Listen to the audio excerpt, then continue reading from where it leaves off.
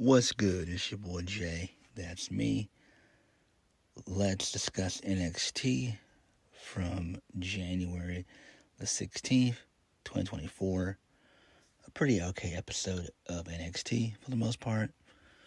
We're 2 weeks away from NXT Vengeance Day, which is shaping up to be quite interesting for the most part. So overall, like I said before, NXT was decent. So we kicked the show off with the first match of the night, which was the first round 2024 Dusty Cup featuring Malik Blade and Idris NFA versus Trick and Melo. So Trick and Melo, they get the win via the flash knee by Trick Williams. So that makes sense. Pretty good stuff there. I still think that Melo is probably going to turn on Trick. And this is one of those slow burn stories. They've been doing this for about a month and a half, almost close to 2 months now. And they need to, kind of pull the trigger on things, but we'll get all the answers by Vengeance Day, which is in 2 weeks, so we'll be fine. So, and plus the match was good. So, the match was good. Moving on. So, Kelly Kinnaid, she had a backstage interview with Fallon Henley. So, Fallon Henley said she had a lot of fun last week with Tiffany Stratton, but it's not serious business. Fallon Henley said that she never had an NXT Women's Championship match before. She has to go through 1,900 women to do it, and it's going to be complete and utter season. It's WrestleMania season, and it's Stand and Deliver season. She's ready to show the world why she's the top chef of NXT when it comes down to the Final Four. She's got three words for them. Yeehaw, bitch. So I do like that. Pretty good stuff there.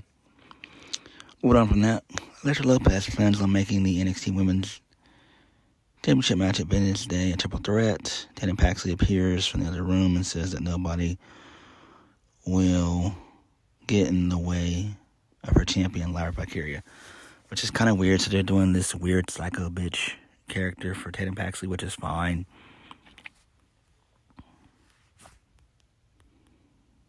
So, moving on. Oba Femi, my boy, he's the man. So Oba Femi gets on the mic and says he knows that the fans are surprised to see him as the NXT champion. The truth is, the prophecy has been told long ago. There's going to be a juggernaut dressed in gold. As soon as he was born, it was already set that he was going to be important, the biggest, fastest, and the strongest. The one who stands tall over everyone else, the war leader.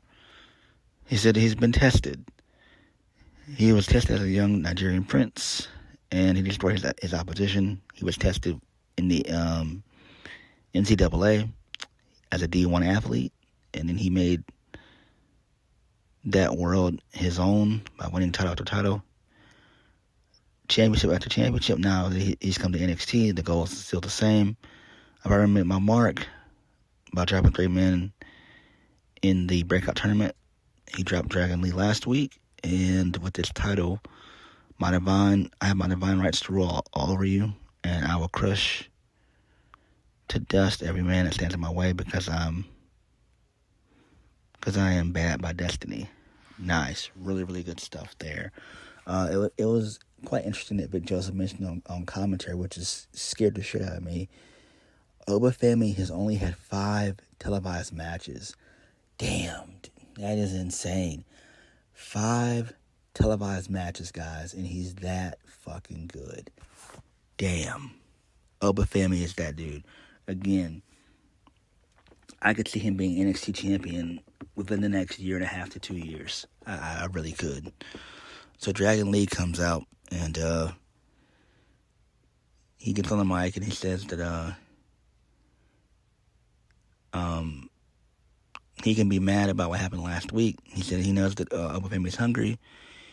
And he said that Oba Femi took his moment. You got it. He said he doesn't know anyone in NXT history who's made an impact as fast as he has. And then, and holding that championship is significant. That title represents opportunity. Now you're the man holding it. And then, Dragon Lee said that he hoped that he'll still continue to open challenge. Well, Wesley did it before me. And, you continue the tradition of the open challenge by making me your first opponent tonight. But Femi, he declines that offer and says that no, open challenges are now closed. So Dragon Lee wants the rematch that he deserves at Vengeance Day. Oba Femi says, you don't get to decide anymore. I may consider it. Damn. So that's great. So I'm down for that. So we can kind of have a little mini feud, Dragon Lee and Oba Femi. That could be fun. This is great. I'm digging this. Really good stuff. So, and I'm guessing after that, Dragon Lee probably go back to SmackDown. Moving on. So Eddie Thorpe, he's on Cloud 9 following that NXT Underground match they had a few weeks ago with Dijak. So Trey Bearhill thanks Eddie Thorpe for representing their culture. They both shake hands and everything else. Dap each other up. And they're speaking their native language. And Dijak says he finds it funny that Eddie Thorpe found a friend. Bearhill tells Dijak to get the hell out of there. And then there's one thing that their culture doesn't teach, and that's knowing how to quit. Dijak says that he can put Bearhill on the shelf. Okay, nobody gives a shit about that. Moving on. So Trick and Melo, they were in their bag tonight. They're dragging on towards the conversation. Ilya says that he's clear to compete now. Trick deserves his title shot on the big stage. It's going to take place at NXT Vengeance Day. Melo isn't happy about that because the finals of the Dusty Club take place on the same night. And it's like, well, duh, Melo. Like, you should have knew that. And we know that Melo's going to cost Trick at Vengeance Day anyway. So, I mean, it's fine. I just hope that they get it right, the turn. So, but I wouldn't be opposed to have Trick defeat Ilya, and then that post-match we get the angle with Trick and Melo. So that would be interesting too, but it's probably not going to happen. Because I personally think that Ilya would be better on the main roster, for sure, especially like Raw, with Gunther there. That's what I would do. I mean, Ilya, I think he would do well on the main roster for sure. It's just that,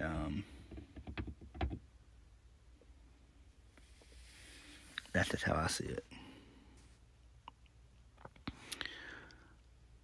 Moving on.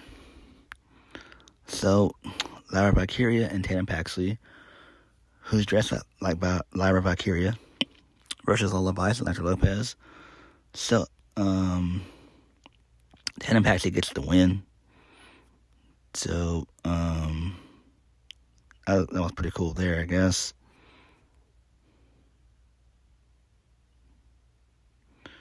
So, moving on from that, Ariana Grace, she went on a soliloquy about becoming the NXT Women's Champion, and then all of the women in the locker room dipped.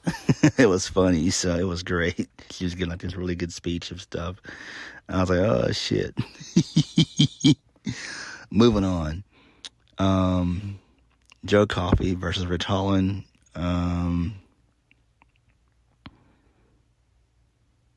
So Rich Holland gets the win via the Northern Grit for the 1-2-3 post match. Gallus beat the shit out of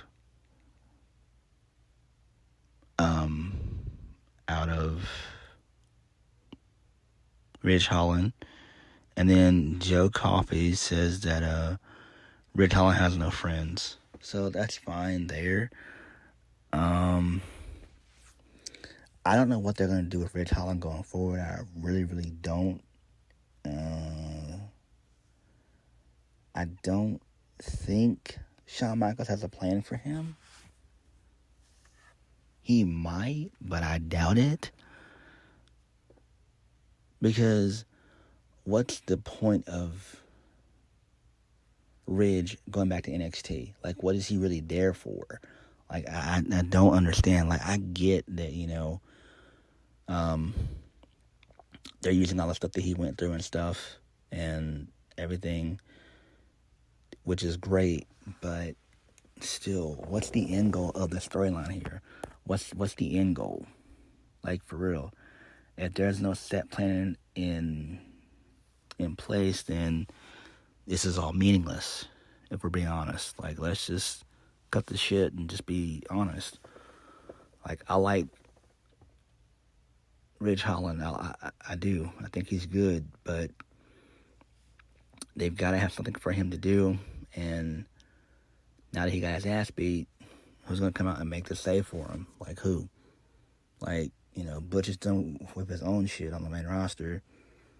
Sheamus is nowhere to be found, so he's not going to come to NXT. I doubt it. So, I don't know. Maybe we'll get something by Vengeance today. Who knows? I don't know. Moving on. So, Bron Breakker and Baron Corbin had an interview with Kelly Kincaid. So, Baron Corbin called himself the leader of the tag team. Bron Breakker thinks that he's the leader. Corbin said that Bron Breakker said that he saved Corbin's ass on the way to their victory last week. Pause. So, Baron Corbin takes issue with Bron Breakker naming their team the Wolf Dogs, which I do too, which is dumb. Corbin says they've only been a team for 2 weeks. Corbin is vetoing the Wolf Dogs, and any thoughts that Bron Breakker has about them in the shower, I'm like, what the fuck? What the hell? Then Bron Breakker calls Corbin an asshole, and then Bron mentions the Wild Boars, and then Corbin says that Bron Breakker should be ashamed of himself. So it's kind of a dumb one-upsmanship type of thing. Again, I'm not really too big of a fan of the team of Corbin and Bron Breakker. Just not. I feel like Bron Breakker has just gone off the rails. He's like a runaway train, and it's not going to stop. Like, the emergency brake is broke, and there's nothing that can be done about it. It's going to crash. And that's what Bron Breakker is right now. He's just a runaway train, and it's not a good look. I don't know, man. I really don't. If Shawn Michaels doesn't have any plans for Braun going forward, at least call him up after WrestleMania. At least call him up. Call him up, put him on the main roster, Raw or SmackDown. He'll be fine, and we go from there. But this whole Baron Corbin, Bron Breakker team, that shit sucks. It sucks big time. Moving on. It's the second first round semifinals Dusty Cup featuring the LWO versus Duke Hudson and Riley Osborne. So the LWO, they get the win. Towards the end of the match, Joaquin Wilde does a sick tornado DDT out on the floor. And then Chris Del Toro gets the win via the twisting 450 splash. So that's great. And then Andre Chase just screams out, well, we're done for. So now JC Jane is our only hope. So that makes sense.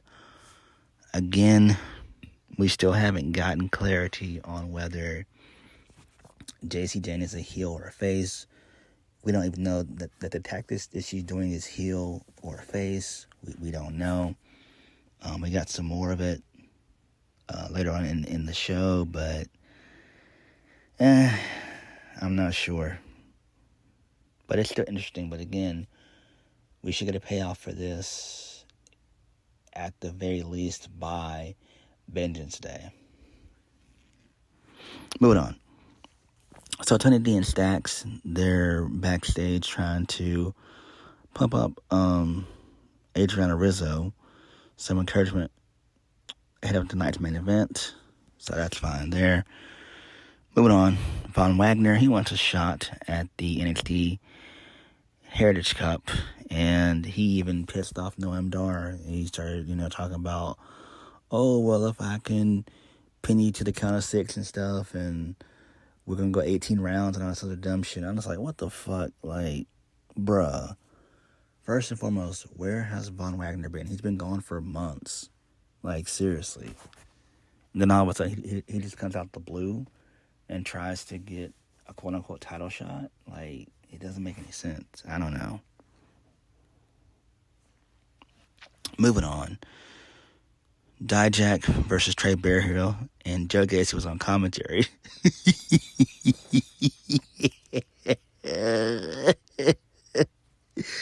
Joe Gacy was on commentary, and Booker T was like, man, are you homeless, bruh? Yo, Booker T had me rolling. Booker T had me rolling. He had me rolling, guys. He had me rolling hard. So towards the end of the match, Dijak tried to get out and tear apart the announce table. Joe Gacy headbutted the shit out of Dijak, and then Dijak was able to come to and get the win via the big boot. And then post-match, a brawl ensued between Joe Gacy and Dijak. Then after that, Lexis King, he attacked Trey Bearhill with a running knee from behind, and then Lexis King also hit the coronation onto Bearhill, and then Lexis King slaps Trey Bearhill a couple times and says, stay out of his business, that being Trey Bearhill. So it looks like this is going to lead to a match, probably at Vengeance Day, which I'm fine with. I'm pretty sure Shawn Michaels will probably book about maybe at least 6 matches. So he usually goes, a good 6. So I'm fine with that. So that'd be kind of cool. Moving on. So JBL, he makes a random ass appearance. He shows up. He talks to Josh Briggs, and Josh Briggs is trying to just seek advice from JBL. JBL says it's time for Josh Briggs to show the world who he really is. JBL says that Josh Briggs has all the tools to be a success. So that's pretty cool there. Moving on. Maybe, I was thinking before, for a second, maybe JBL could be Josh Briggs' manager. I think that'd be pretty cool. That really would be. Put them together as a duo, and have JBL be in the corner of Josh Briggs. I think that'd be great. Josh Briggs looks, decent. He's got the size and stuff to be a wrestler. He looks like a wrestler, for being honest.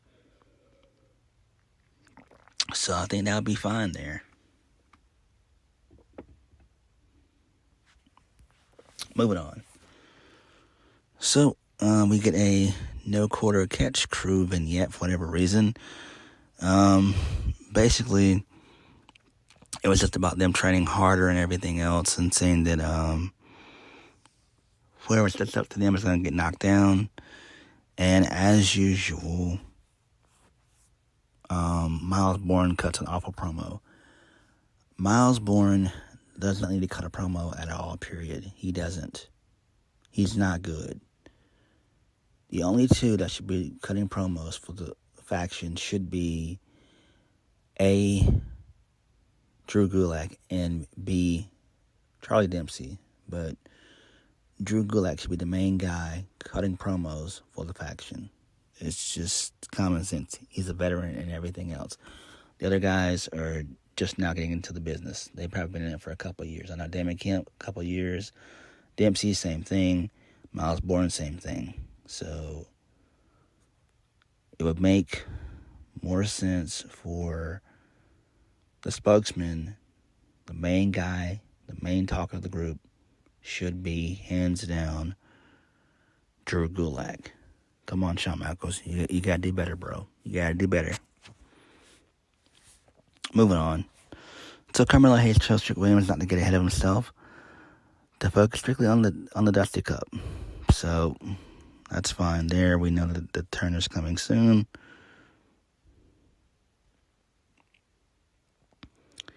Next,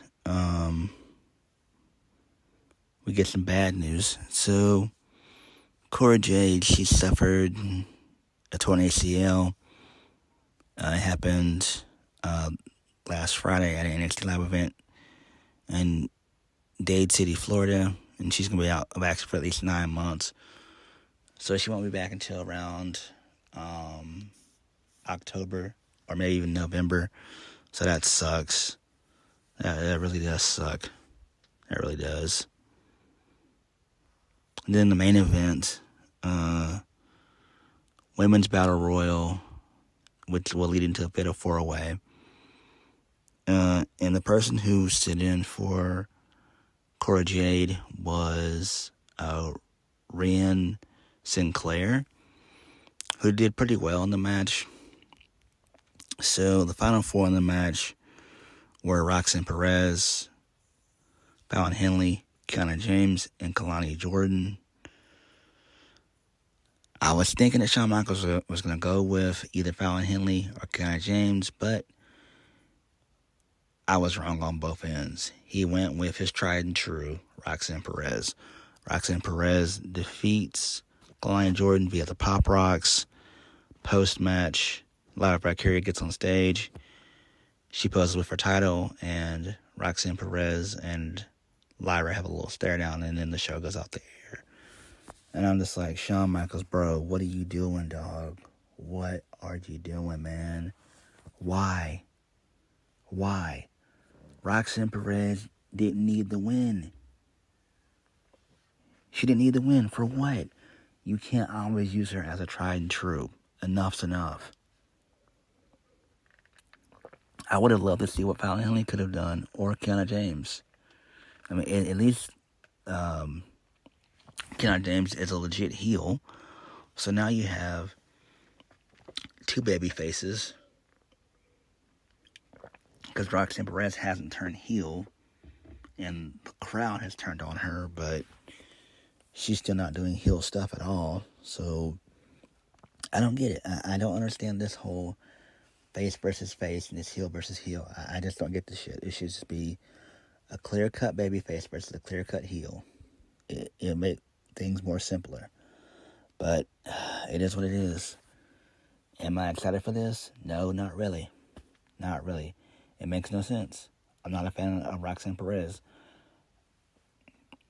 Fallon Henley would have been good in this spot. Same thing with Kiana James. I don't get it. I don't get why Shawn Michaels tries to go back to his tried and trues. I don't get it. I really don't. But we'll see what happens. But NXT was solid for the most part. I really enjoyed JBL appearing. Dragon Lee feuding with Oba Femi sounds like it's going to be fun. Bron Breakker and Baron Corbin, I'm not digging that duo at all. I just don't like it. Again, if Shawn Michaels has no plans for Bron going forward, just move him to the main roster, at least by sending Deliver. I think that would be better. Everything else on the show was okay. It was about the women for the most part. So, yeah. But that Battle Royal, Battle 4-Way was just very, very TNA-esque. It really was. And I'm pretty sure Jeremy Borash probably booked that match, if we're being honest. Let's just, call a spade a spade, But all in all, NXT was okay. And next week should be just as good. So, what did you guys think? Like, comment, and subscribe. I'll catch you guys later. Peace.